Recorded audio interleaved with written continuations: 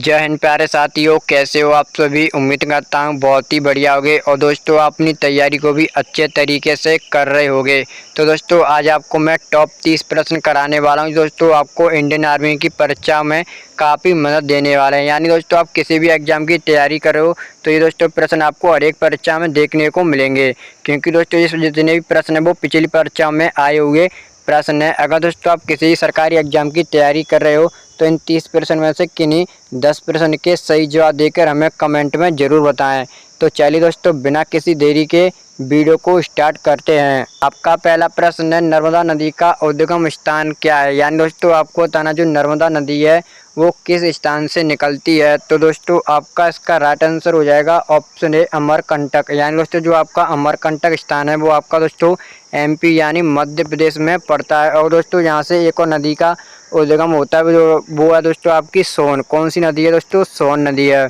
अगर दोस्तों आपसे एक प्रश्न और पूछा जाता है कि ऐसी कौन सी नदियाँ जो दोस्तों अपनी विपरीत दिशा में बहती हैं, तो दोस्तों आपको पता होना चाहिए जो दोस्तों आपकी नर्मदा, तापी और दोस्तों जो एक ऐसी नदियाँ जो अपनी विपरीत दिशा में बहती है, क्योंकि दोस्तों ये आपकी पूर्व से पश्चिम की ओर बहती हैं। और दोस्तों जितनी भी आपकी नदियाँ हैं वो सारी पूर्व की दिशा में बहती हैं। अगर दोस्तों आप ये भी सोच रहे होंगे कि ये नदियाँ आपकी जो मतलब पश्चिम में ही क्यों बहती हैं, तो दोस्तों ये आपको पता होना चाहिए जी दोस्तों आपकी नदियाँ ये भ्रंश घाटी से निकलती हैं। कहाँ से दोस्तों? भ्रंश घाटी जो आपकी एमपी में भी पड़ती है।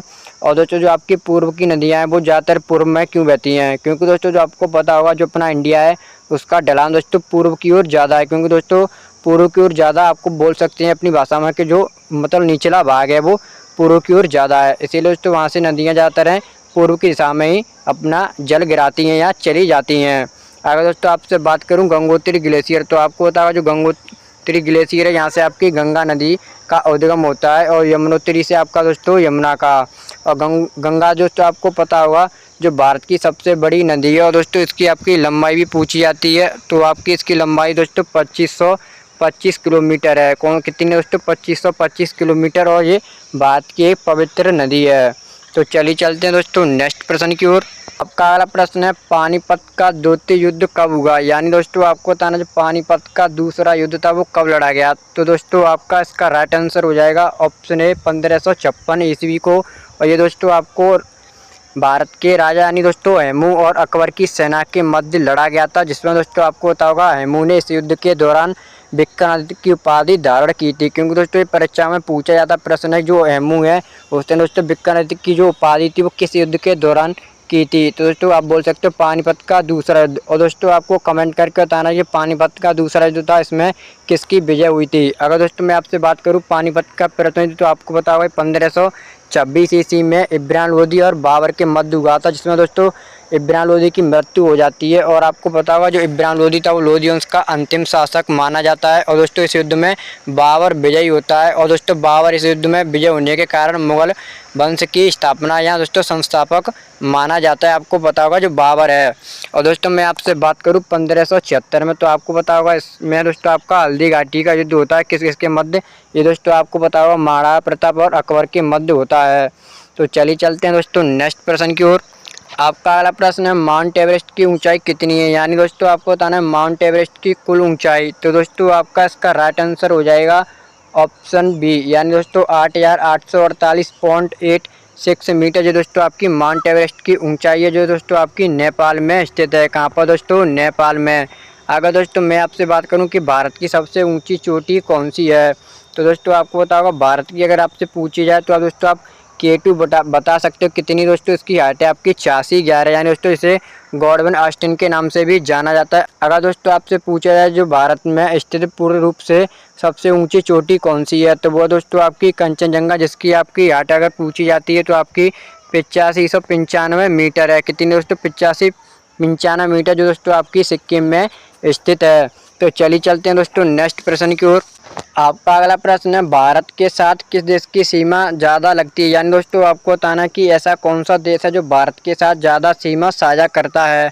तो आपका दोस्तों इसका राइट आंसर हो जाएगा बांग्लादेश। यानी दोस्तों बांग्लादेश है आपको पता होगा सबसे ज़्यादा सीमा साझा करने वाला देश है, जो दोस्तों आपकी 4096.7 किलोमीटर करता है। अगर दोस्तों मैं आपसे बात करूं पाकिस्तान, तो आपको पता होगा जो पाकिस्तान कितनी सीमा करता है दोस्तों 3323 किलोमीटर। अगर दोस्तों वहीं आपसे बात करी जाए अफगानिस्तान, तो आपको पता होगा सबसे कम अफगानिस्तानी करता है कितनी 106 किलोमीटर। अगर दोस्तों आपको कमेंट करके बतानी कि म्यांमार कितनी सीमा साझा करता है, ये दोस्तों आपको प्रश्न आना चाहिए। अगर दोस्तों आप किसी सरकारी एग्जाम की तैयारी कर रहे हो तो दोस्तों प्रश्न आपके लिए बहुत ही ज़्यादा सरल है। तो चलिए चलते हैं दोस्तों नेक्स्ट प्रश्न की ओर।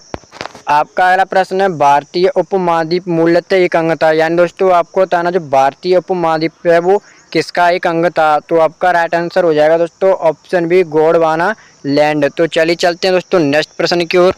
आपका अगला प्रश्न है दिल्ली में स्थित शांतिवन समाधि किसकी है। यानी दोस्तों आपको बताना दिल्ली में जो स्थित समाधि आपकी शांतिवन वो किसकी है। तो आपका राइट आंसर हो जाएगा दोस्तों ऑप्शन बी जवाहरलाल नेहरू। और दोस्तों आपको पता होगा जो जवाहरलाल नेहरू हैं इनके जन्मदिन के रूप में दोस्तों क्या बनाया जाता है, बाल दिवस, जो दोस्तों आपका 14 नवंबर को बनाते हैं। और दोस्तों ये आपको पता होगा अपने भारत के पहले पीएम भी रह चुके हैं, यानी प्रधानमंत्री भी बन चुके हैं। तो चलिए चलते हैं दोस्तों नेक्स्ट प्रश्न की ओर।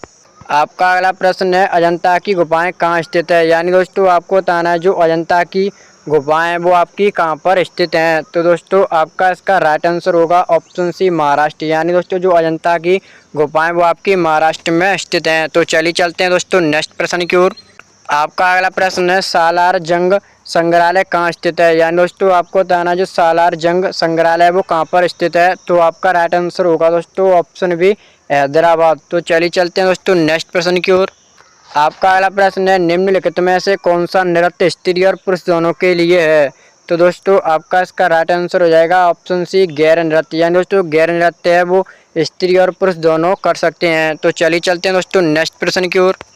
आपका अगला प्रश्न है पतंजलि का संबंध किससे है। यानी दोस्तों आपको बताना जो पतंजलि है उसका संबंध किससे है। तो दोस्तों आपका इसका राइट आंसर होगा योग दर्शन। यानी दोस्तों जो पतंजलि हैं वो योग दर्शन से संबंधित हैं। तो चलिए चलते हैं दोस्तों नेक्स्ट प्रश्न की ओर। आपका अगला प्रश्न है ब्रह्म समाज के संस्थापक कौन है। यानी दोस्तों आपको ऐसे भी बोल सकते हैं कि जो ब्रह्म समाज है उसकी स्थापना किसने की थी। तो दोस्तों आपका इसका राइट आंसर हो जाएगा ऑप्शन ए राजा राम मोहन राय ने। और दोस्तों आपको पता होगा कब की थी। तो दोस्तों आपकी 1828 ईस्वी में की थी। और दोस्तों आपको पता होना चाहिए जो दोस्तों आपके राजा राम मोहन राय ने भारत का पुनर्जागरण का पिता भी कहा जाता है। अगर दोस्तों मैं आपसे बात करूं स्वामी दयानंद सरस्वती की, तो आपको पता होगा इन्होंने 1875 ईस्वी में आपकी आर्य समाज की स्थापना की थी। तो चलिए चलते हैं दोस्तों नेक्स्ट प्रश्न की ओर। आपका अगला प्रश्न है लोसांग एक उत्सव है जो मनाया जाता है। दोस्तों आपको बताना जो लोसांग उत्सव है वो किस राज्य में मनाया जाता है। तो दोस्तों आपका इसका राइट आंसर हो जाएगा ऑप्शन ए सिक्किम में। तो चलिए चलते हैं दोस्तों नेक्स्ट प्रश्न की ओर। आपका अगला प्रश्न है एलोरा के गुहा मंदिर किससे संबंधित हैं। तो दोस्तों आपका इसका राइट आंसर होगा ऑप्शन डी ए और बी दोनों। यानी दोस्तों हिंदू धर्म और बौद्ध धर्म से एलोरा के गुहा मंदिर संबंधित हैं। तो चलिए चलते हैं दोस्तों नेक्स्ट प्रश्न की ओर। आपका अगला प्रश्न है शक कैलेंडर का पहला महीना होता है। यानी दोस्तों आपको बताना जो शक कैलेंडर उसका पहला महीना कौन सा होता है। तो आपका राइट आंसर हो जाएगा ऑप्शन ए चैत्र। तो चलिए चलते हैं दोस्तों नेक्स्ट प्रश्न की ओर।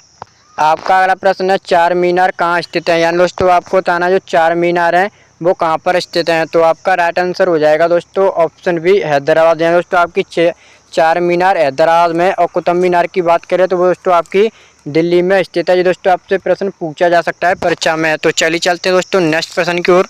आपका अगला प्रश्न है अंतर्राष्ट्रीय मजदूर दिवस कब मनाया जाता है। यानी दोस्तों आपको बताना जो अंतर्राष्ट्रीय मजदूर दिवस है वो कब मनाया जाता है। तो आपका राइट आंसर होगा दोस्तों 1 मई को। यानी दोस्तों आपका जो अंतर्राष्ट्रीय मजदूर दिवस है वो 1 मई को मनाया जाता है। अगर दोस्तों आपसे बात करें कि विश्व हिंदी दिवस कब मनाया जाता है, तो दोस्तों आपको पता होगा 14 सितंबर को आपका विश्व हिंदी दिवस मनाया जाता है। क्योंकि दोस्तों 14 सितंबर 1949 ईस्वी को जो हिंदी है उसे राजभाषा का दर्जा दिया गया था। और दोस्तों आपको कमेंट करके बताना कि अंतर्राष्ट्रीय हिंदी दिवस कब मनाया जाता है। तो चलिए चलते हैं दोस्तों नेक्स्ट प्रश्न की ओर। आपका अगला प्रश्न है नौकरशाही की नियुक्ति की प्रकृति कैसी होती है। यानी दोस्तों आपको बताना जो नौकरशाही होते हैं उनकी नियुक्ति की प्रकृति कैसी होती है। तो आपका राइट आंसर हो जाएगा दोस्तों ऑप्शन डी अस्थायी। तो चलिए चलते हैं दोस्तों नेक्स्ट प्रश्न की ओर। आपका अगला प्रश्न है गिरनार पहाड़ियाँ कहाँ पर स्थित हैं। दोस्तों आपको बतानी है जो गिरनार पहाड़ियाँ हैं वो आपकी कहाँ पर स्थित हैं। तो दोस्तों आपका इसका राइट आंसर हो जाएगा गुजरात। यानी दोस्तों गिरनार की पहाड़ियाँ आपकी गुजरात में स्थित हैं। तो चलिए चलते हैं दोस्तों नेक्स्ट प्रश्न की ओर। आपका अगला प्रश्न है तोता ए हिंद के उपनाम से किसे जाना जाता है। यानी दोस्तों आपको बताना तोता ए हिंद के उपनाम से किसे जाना जाता है। तो दोस्तों आपका इसका राइट आंसर होगा अमीर खुसरो को तोता ए हिंद के उपनाम से जाना जाता है। तो चलिए चलते हैं दोस्तों नेक्स्ट प्रश्न की ओर। आपका अगला प्रश्न है, अमीर खुसरो का वास्तविक नाम क्या था। यानी दोस्तों आपको बताना जो अमीर खुसरो हैं उनके वास्तविक नाम। तो आपका राइट आंसर हो जाएगा दोस्तों ऑप्शन बी मोहम्मद हसन। यानी दोस्तों अमीर खुसरो को मोहम्मद हसन के नाम से जाना जाता था। तो चलिए चलते हैं दोस्तों नेक्स्ट प्रश्न की ओर। आपका अगला प्रश्न है, संगीत के दुनिया में सितार के जादूगर के नाम से किसे जाना जाता है। यानी दोस्तों आपको बताना है संगीत की दुनिया में सितार के जादूगर। तो आपका राइट आंसर हो जाएगा ऑप्शन ए रहीम सेन। यानी दोस्तों जो सितार के जादूगर हैं वो रहीम सेन को जाना जाता है। तो चलिए चलते हैं दोस्तों नेक्स्ट प्रश्न की ओर। आपका अगला प्रश्न है, गुरु नानक का वास्तविक क्या नाम था। यानी दोस्तों आपको बताना जो गुरु नानक है उनका वास्तविक नाम। तो आपका राइट आंसर होगा दोस्तों नानक, यानी ऑप्शन सी। तो चलिए चलते हैं दोस्तों नेक्स्ट प्रश्न की ओर।